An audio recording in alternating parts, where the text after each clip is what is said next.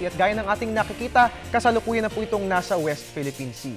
Taglay pa rin po nito ang maximum sustained winds na 140 km per hour at pagbugso na aabot naman ng 170 km per hour. Patuloy po ang kanyang direksyon na northwest, at kumikilos po ito sa bilis na 24 km per hour. Ayon nga po sa Pag-asa, kahit po ito'y nakalabas na ng Philippine landmass, ay patuloy pa rin po nitong pag-iibayuhin ang hanging habagat o southwest monsoon na siya namang magdadala ng maulang panahon. And in fact, ayon nga po sa ating Weather Bureau, yan nga po yung nagdadala ng maulang panahon ngayon. Diyan po yan sa Palawan at the same time sa lalawigan ng Negros Oriental at Negros Occidental. Ayon nga po sa ating Weather Bureau, kapag nagpatuloy po ang pagkilos nito ni Bagyong Glenda at napanatili niya ang kanyang bilis at lakas, inaasahang lalabas po ito Thursday morning dito po yan sa ating Philippine Area of Responsibility. At yan nga pong latest development hinggil kay Bagyong Glenda na ating binabantayan. Magbabalik po ang Panahon TV Express makalipas ang isang paalala.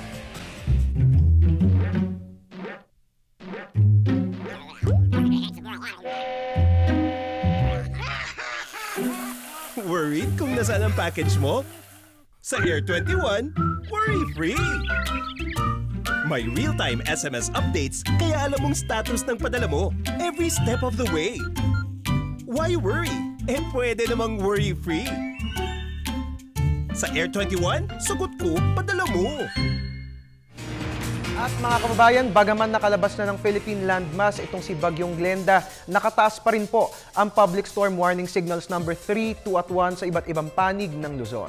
Alamin po natin ngayon yung impact kapag sinabing signal number 3. Gaano nga ba kalakas yung hangin na daladala nito at gaano nga ba karaming pag-ulan ang daladala nito? Panoorin po natin ang napapanahong kaalaman.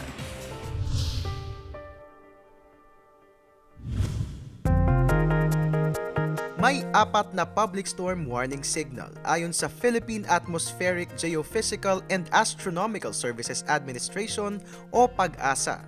Ang signal number 1 ay may hanging 30 to 60 kilometers per hour. Dito ay maaaring magkaroon ng pag-ulan sa loob ng 36 hours.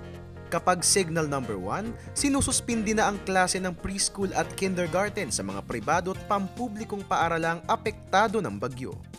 Ang signal number 2 naman ay may hanging 60 to 100 kilometers per hour.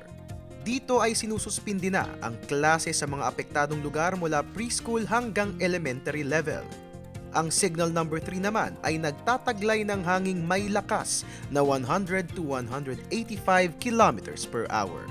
Kapag ganito kalakas ang bagyo, wala ng klase sa mga apektadong lugar mula preschool hanggang college. At ang pinakamatindi, ang signal number 4 na may hanging 185 kilometers per hour at pataas. Dito ay wala ng klase sa lahat ng antas at kadalasang hindi na rin pinapapasok ang mga empleyado ng mga kumpanya.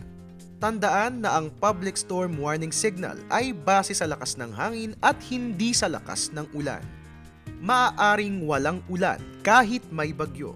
Ngunit pakatandaan na ang malakas na hangin ay mapaminsala din sa ating kaligtasan.